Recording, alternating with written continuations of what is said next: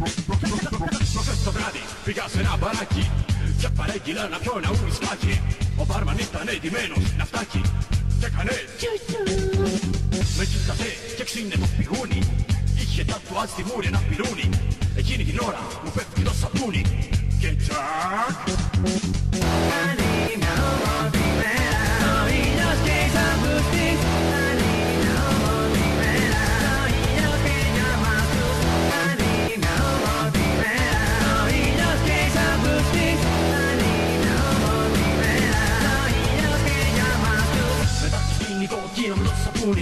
Ο μπάρμαν μου εξήγησε τις μούρες του το πυρούνι. Το είχε κάνει μια μέρα στην Ολλανδία. Εννοούσε πως τον ταρφώσω. Μετά από αυτό ο κόσμος άλλαξε για μένα. Όλα είχαν χρώματα και μύριζαν ωραία. Μικρά ροζ αρκουδάκια που κάνανε παρέα. Είχα απελευθερωθεί.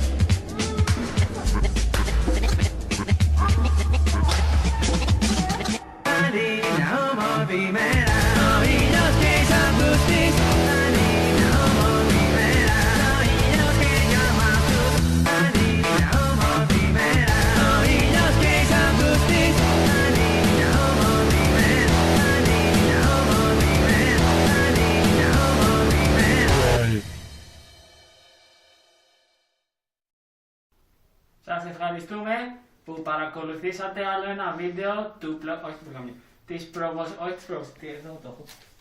ένα κιλό φασολάκια, μισό κιλό του πτερυγίου του χταποδιού. Αν θέλετε να μας βοηθήσετε, δείτε και αυτό και αυτό και αυτό το βίντεο και σας ευχαριστούμε πολύ.